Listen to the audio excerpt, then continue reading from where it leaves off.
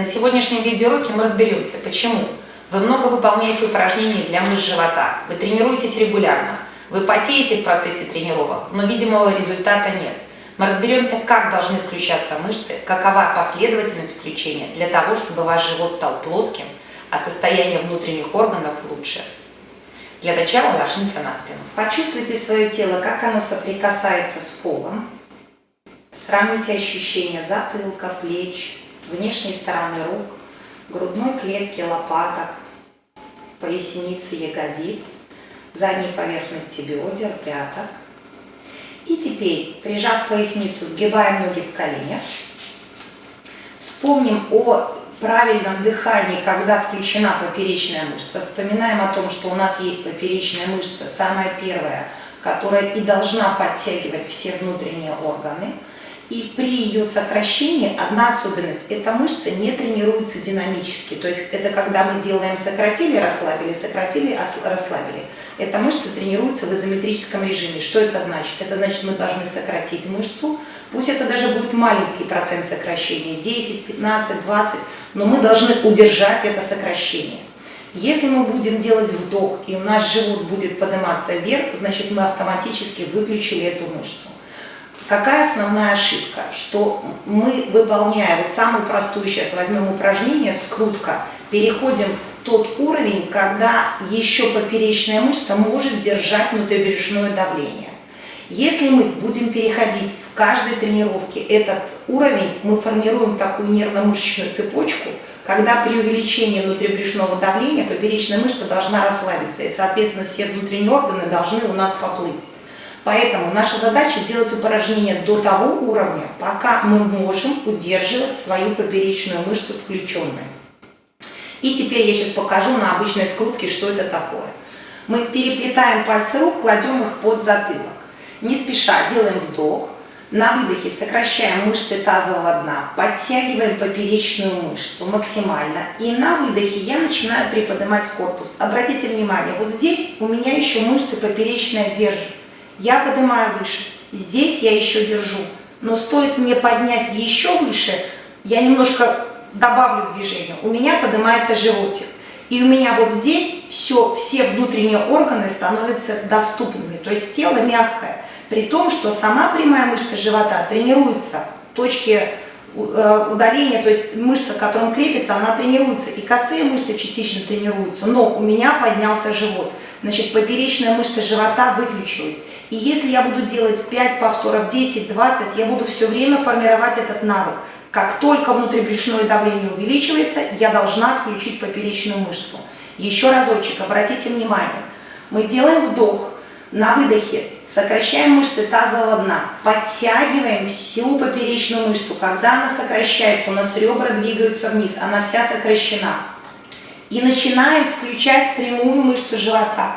И вот ваш подъем должен быть только до того уровня, где вы можете, вы прям пальчиками потрогаете, здесь железные напряженные мышцы, где держится поперечная мышца.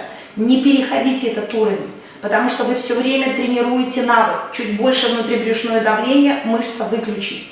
И, соответственно, прямая мышца живота сильная, зато поперечная вытаскивает нам этот весь пояс. И медленно вниз. Еще разочек вдох. На выдохе тазовое дно, поперечная мышца, медленно, не спеша. Когда включается поперечная мышца и мы подтягиваем живот, у нас всегда поясница прижата. Можете чуть-чуть подняться выше, поднимитесь выше, но не переходите этот рубеж. И медленно опускаемся вниз. И расслабиться.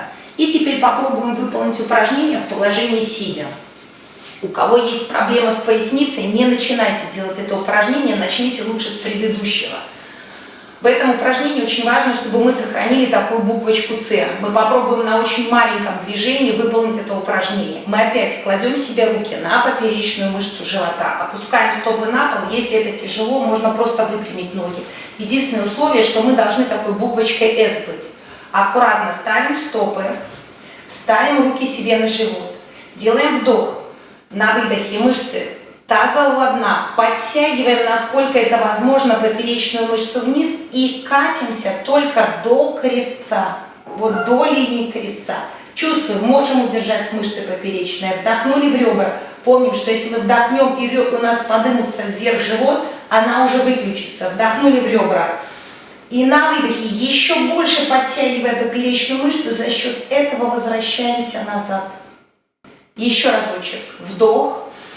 На выдохе подтягиваем максимально поперечную мышцу и катимся до крестца. Пусть это будет 1/3 всего крестца. Не важно. Важно, что вы усиливаете свои мышцы. Вдохнули в ребра. На выдохе подтянули поперечные мышцы еще больше внутрь. И за счет этого подтягивания вышли вперед. Теперь выпрямляем руки и пробуем опуститься, если у вас получается. То есть лучше остановиться до уровня крестца, позаниматься. Постепенно мышца будет тренироваться, вы будете формировать новое нервно-мышечное движение. Делаем вдох. На выдохе пробуем опуститься до уровня поясницы. Держим животик, подтягиваем его сильно-сильно-сильно, изо всех сил его держим. Делаем вдох в ребра. Втягиваем животик еще больше. И за счет этого втяжения максимально поперечная мышца включена. Медленно на выдохе поднимаемся вверх. Еще разочек. Вдох. На выдохе мягко подтягиваем животик. У нас буква «С». Мы позвонок за позвонком катимся вдоль пола. Медленно подтянули животик. Мягко. Чувствуем, что управляем. Вдохнули в ребра. Подтягиваем еще больше. Внутрь, внутрь, внутрь, внутрь, внутрь, внутрь, внутрь, внутрь, внутрь. И выпрямились. Я думаю, что эти два движения уже дали вам понять ощущение, что такое включение и насколько это эффективно. Всего лишь 2 повторения, 3 повторения. Ложимся аккуратно на спину. Выпрямляем ноги, опускаем руки вдоль туловища. И обратите внимание, как это повлияло на ощущение вашего тела. Стало ли тело более расслабленным? Есть ли ощущение, что вам комфортно в области живота и в области поясницы? Поменялось ли что-то в соприкосновении затылка, плеч, грудной клетки, поясницы, ягодиц, задней поверхности бедер? Аккуратно сгибаем ногу в колени, поворачиваемся на бок и садимся. Выполняйте эти упражнения и любые упражнения из ваших тренировок, зная о состоянии поперечных мышц живота и о соблюдении той техники, которую мы разобрали на уроке. Успехов!